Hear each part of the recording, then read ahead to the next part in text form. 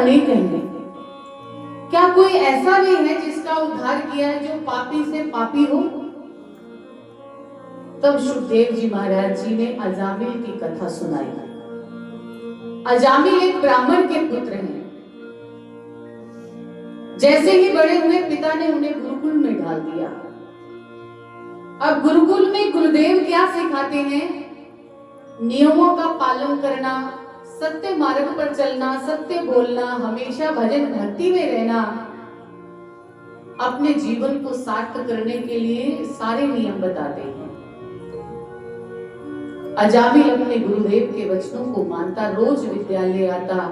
कभी उसका पिता उसे छोड़ने आता तो उसका कोई मित्र छोड़ने आता। ऐसे ही रोज वो गुरुकुल आता। अब धीरे धीरे अजामिल बड़ा हो गया तो अकेला गुरुकुल आने लग गया। गुरुदेव ने एक दिन अजामिल को समझाया कि पुत्र, तुम्हारे घर से इस गुरुकुल तक 2 रास्ते हैं, एक बीच का मार्ग है, एक बाहर का मार्ग है, तुम कौन से मार्ग से आते हो? तो अजामिल ने कहा, गुरुदेव मैं बाहर वाले मार्ग से आता हूं। गुरुदेव ने कहा, ठीक है, उसी मार्ग से रोज आना, बीच वाले मार्ग से कभी मत आना। अजामिल ने कहा, ठीक है गुरुदेव। वो रोज बाहर वाले मार्ग से गुरुकुल आता, विद्या अध्ययन करता और बाहर वाले मार्ग से ही घर चला जाता। कुछ दिन बीत गए। एक दिन उसके मन ने बड़ी चालाकी खेली, क्योंकि ये मन है, अभी आपने सुना, ये मन बड़ा चंचल है, समझाने से समझता नहीं है। ये उसी तरफ दौड़ता है जहां इसे आनंद आता है। तभी तो कहा है कि मन को इतना भक्ति में रमा दो कि उसी में इसे आनंद आने लग जाए, ये विकारों की तरफ ना दौड़े। आज मन इसका चंचल हो गया और कहता है, गुरुदेव ने मना क्यों किया बीच वाले रास्ते से आने के लिए? जाकर के देखता हूं। थोड़ी देर में आत्मा ने आवाज दी, नहीं, गुरु के वचन है, बीच वाले मार्ग से नहीं जाना, बाहर वाले मार्ग से ही आना है, गुरुदेव के वचन है। आत्मा ने प्रबलता दिखाई, मन को छोटा कर दिया और उसी रास्ते से आया जिस रास्ते से गुरुदेव ने कहा। फिर कुछ दिन बीत गए, लेकिन आज मन उसका इतना उस पर हावी हो गया कि मन ने अपनी कुरीति दिखा ही दी। मन ने उसे उसी रास्ते पर ला दिया जिस रास्ते से गुरु जी ने मना किया था। और वहां क्या देखा उसने? उस रास्ते पर आते आते एक वैश्या किसी पर पुरुष के पास बैठी थी। उसने देख लिया और आगे बढ़ गया, लेकिन मन उसका वहीं टिका रहा। आज वो गुरुदेव के पास गया, गुरुकुल में बैठा है, गुरुदेव शिक्षा दे रहे हैं, पढ़ा रहे हैं, लेकिन उसका ध्यान गुरुदेव के वचनों की तरफ नहीं है, उसका ध्यान उस वैश्या की तरफ ही है। गुरुदेव ने देख लिया कि आज इसने अपने मन की सुनी है, मेरे वचनों को नहीं माना। तो गुरुदेव ने कहा, अजामिल, आज मेरा मन बड़ा उदास है। बोले क्यों गुरुदेव, आपका मन क्यों उदास है? बोले अजामिल, मुझे श्वान की जो प्रवृत्ति होती है ना, वो अच्छी नहीं लगती। श्वान की प्रवृत्ति क्या है? वो मुख में हड्डी लेता है, सूखी हड्डी, और उसे बार बार चूसता रहता है कि अभी रस निकलेगा, अभी रस निकलेगा। लेकिन वो हड्डी को चूसते चूसते उसी के मुख का रक्त जो बहने लगता है उसे चूस करके सोचता है कि हड्डी में से मुझे रस मिल रहा है। लेकिन वास्तविकता को समझ पाता है तब जब उसे पीड़ा होने लगती है कि ये जो रस आ रहा है ये मेरे ही मुख का रक्त है, उसमें से ये वही रस बन करके मुझे भा रहा है। फिर उस हड्डी को छोड़ देता है। लेकिन मुझे उसकी प्रवृत्ति उस वक्त अच्छी नहीं लगी। इशारे ही इशारे में गुरुदेव ने समझा दिया, लेकिन अजामिल का मन गुरुदेव के वचनों की बचपन से लेकर के जवानी तक का रास्ता गुरुदेव के चरणों में आता था। आज एक दिन वैश्या की तरफ चला गया, मन की प्रवृत्ति उधर जुड़ गई। कहा ना कि सावधानी हटी तो दुर्घटना घटी। आप कितने दिन से गाड़ी चला रही हो, सालों हो गए आपको गाड़ी चलाते चलाते, लेकिन आज आपने गाड़ी चलाते हुए जरा सा अपना सावधान, अपना दिमाग थोड़ी किसी और तरफ लगाया तो आपका एक्सीडेंट हो गया। फिर आप कहोगे रोज तो चलाता था, पता नहीं आज कैसे एक्सीडेंट हो गया। ये मन की प्रवृत्ति है। इस मन को आप भक्ति में, रोज आप सत्संग में आओगे, रोज आप कीर्तन में आओगे, रोज आप कथा में भी बैठोगे, तो भी कभी ना कभी ये अपनी हरकत कर ही देगा। लेकिन गुरु नानक देव जी ने कहा है कि अगर इस 9 द्वार वाले घड़े को अगर भरे रखना चाहते हो तो डुबोए रखो पानी में। एक घड़े में 9 छिद्र हैं।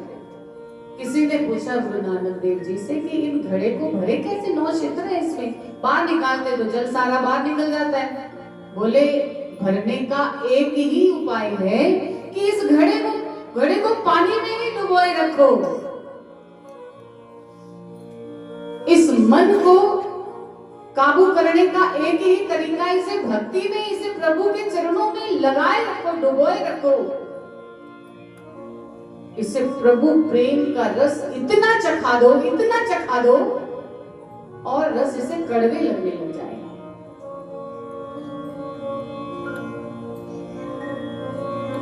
ऐसा आज अजामिल के साथ घट गया। धीरे धीरे क्या हुआ, गुरुकुल में आना ही बंद कर दिया, उस वैश्या के साथ रहने लग गया। गुरुदेव की अंतरात्मा दुखी होने लग गई कि अजामिल कहां कुमार्ग पर निकल पड़ा है, इससे उसका पतन हो जाएगा। गुरुदेव फिर भी शिष्य चाहे उनका नाम ले ना ले, उनके वचनों को माने ना माने, गुरुदेव को फिर भी चिंता रहती है। गुरुदेव को चिंता हो गई कि मेरा अजामिल पथ से भटक गया है। उधर गांव वालों ने, परिवार वालों ने देखा कि ये वैश्यागामी हो गया है, उन्होंने उसे गांव से निकाल दिया, घर वालों ने घर से निकाल दिया। अब वो दिन रात वैश्या के साथ रहता, लूटपाट करता, अहिंसा करता, हिंसक बन गया।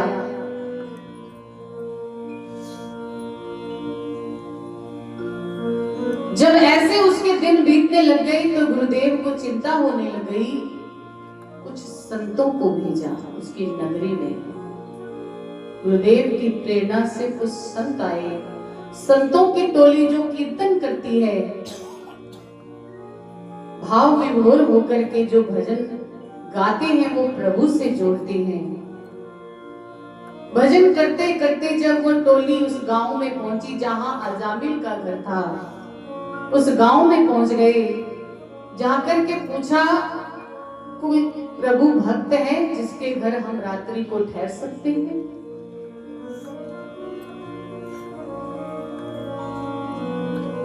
तो एक व्यक्ति ने मजाक करते हुए कह दिया, हाँ हाँ है ना भक्त एक। वो गांव के बाहर एक कुटिया है, वहां पर एक अजामिल नाम का पक्का भगवान का भक्त रहता है, आप उसके पास रात्रि ठहरिएगा। अब जैसे ही उन संतों ने सुना कि बाहर जो कुटिया है वहां एक भगवान का भक्त रहता है, तो अजामिल के द्वार पर पहुंच गए। अजामिल उस वक्त घर नहीं था, बाहर कहीं लूटपाट करने गया हुआ था। संतों ने आवाज लगाई, भक्त अजामिल, भक्त अजामिल। जब इस तरह से आवाज लगाई तो जो उनकी पत्नी वैश्या थी वो अंदर से बाहर आई। कहते हैं कि वैश्यावृत्ति भी कभी कभी भक्ति अपनाने के लिए तैयार हो जाती है। जब उन्होंने सुना कि मेरे पति का नाम भक्त रूप में लिया जा रहा है और कोई संत मेरे पति को भक्त कह करके पुकार रहे हैं, तो उसके मन के अंदर भी भावना जगी। बाहर आई, कहा बाबा, जिसको आप आवाज लगा रहे हैं वो भक्त नहीं है, वो डाकू है, वो चोर है, वो जुआरी है। साधुओं ने कहा हमें तो यही बताया गया है कि अजामिल भक्त है। अब हम द्वार पर आ ही गए हैं तो हमारे भोजन का प्रबंध कर दीजिए, हम भूखे हैं और रात्रि भी हो चुकी है, हमारे रहने का इंतजाम कर दीजिए देवी। तब उस वैश्य ने कहा बाबा आप अंदर आ जाइए। उस कुटिया में संत पधारे, वैश्य ने भोजन बनाया, संतों को खिलाया। अभी संत भोजन करके बैठे ही थे तो अजामिल आ गया। अजामिल आते हुए देखता है तो संत बैठे हैं, आते ही क्रोध में लाल हो गया, चिल्लाने लगा कौन है ये बाबा लोग, क्या कर रहे हैं यहाँ पर मेरे घर पे। पत्नी ने कहा धीरे बोलो, संत आए हैं। कैसे संत है ये, निकालो जल्दी से इनको बाहर, अंदर क्यों बिठाया हुआ है। पत्नी कहती है भूख लगी थी, इन्हें भोजन कराया है, अब रात्रि यहीं ठहरेंगे। नहीं नहीं नहीं, यात्री को यहाँ नहीं रह सकते, इन्हें भेजो। पत्नी ने थोड़ा डांट कर कहा चुप होकर के बैठ जाओ, साधु महाराज हैं, रात्रि यहीं ठहरेंगे। अब पत्नी का तो मानना ही पड़ेगा जिसके लिए इतना कुछ किया। सुबह हुई, संत महापुरुष घर जाने लगे तो अजामिल से कहा कुछ दक्षिणा ही दे दो। अजामिल कहता है दक्षिणा वक्षिणा नहीं मिलेगी, चुप करके चलते बनो, रात्रि को यहाँ रह लिया, भोजन भी कर लिया, इसके बाद कुछ बोले तो फिर मेरे से बुरा कोई नहीं है, कोई दक्षिणा नहीं मिलेगी आपको, चलते बनिए। अजामिल को संतों ने कहा हमें धन दौलत वाली दक्षिणा नहीं चाहिए, हम देख रहे हैं तुम्हारी पत्नी गर्भवती है और तुम्हारे पुत्र होगा, बस इतनी सी दक्षिणा दे दो कि उसका नाम नारायण रख देना। क्यों, मेरा पुत्र है, जो मर्जी मैं उसका नाम रखूं, मैं क्यों नारायण नाम रखूं उसका। संतों ने कहा बस इतनी हमें भिक्षा चाहिए, दान चाहिए कि तुम अपने पुत्र का नाम नारायण रखना। पत्नी ने फिर हाथ पकड़ा कुछ बोलने से पहले। अभी अजामिल कुछ कहता, वैश्या जो उसकी पत्नी थी उसने हाथ पकड़ लिया। फिर क्या हो गया, संत कह रहे हैं तो हम अपने पुत्र का नाम नारायण रखेंगे। ठीक है चलो तुम। संत चले गए। कुछ समय बाद अजामिल के घर पुत्र पैदा हो गया। संतों का वचन मान करके पत्नी के कहने पर अजामिल ने उसका नाम नारायण रख दिया। जब नाम नारायण रखा तो सबसे छोटा था और प्यारा भी बहुत था। कई बार ऐसा होता है सबसे बड़ी संतान के साथ लगाव ज्यादा होता है या सबसे छोटी के साथ, स्वाभाविक है। बड़ा पहले, क्योंकि उससे पहले कुछ होता नहीं, तो जब बड़ा बालक आता है तो उसी से सब प्रेम करते हैं, और जब सब बड़े हो जाते हैं, जब कोई छोटा आता है तो उससे प्रेम करने लग जाते हैं। अब नारायण सबसे छोटा था तो सारा दिन नारायण नारायण नारायण करके उसे पुकारते रहते थे। धीरे धीरे अवस्था बढ़ने लग गई, बुजुर्ग अवस्था आ गई। अब अजामिल को ज्वर ने जकड़ लिया और वो मृत्युशैया पर आ गया। एक दिन उसे यमदूत दिखाई दिए और उसने जोर से पुकारा, नारायण बचाओ मुझे, नारायण बचाओ मुझे। जब इस तरह से पुकारने लगा, जो उसका पुत्र था वो तो नहीं आया, भगवान नारायण के पार्षद आ गए। जब भगवान नारायण के पार्षद आए तो यमदूत उन्हें देख करके कहने लगे, आप क्यों आ गए?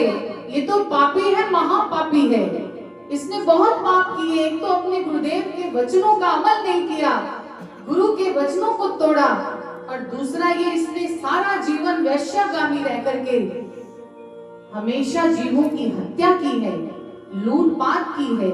ये पापी है, महापापी, इसलिए ये नरक का अधिकारी है। पार्षदों ने कहा, चाहे इसने सारा जीवन बुरे कार्य किए, लेकिन अंत समय इसने भगवान का नाम पुकारा है, इसलिए ये भगवान को पाने का अधिकारी है। अंतमता सोगता।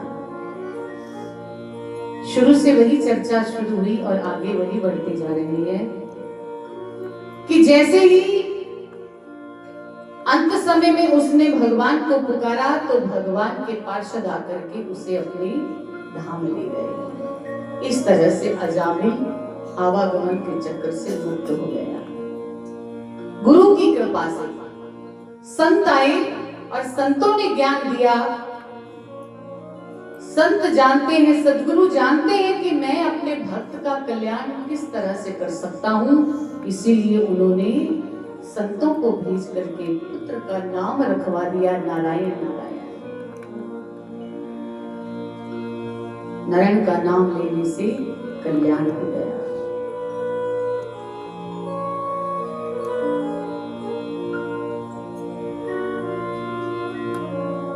और ऐसे ही एक कथा सुखदेव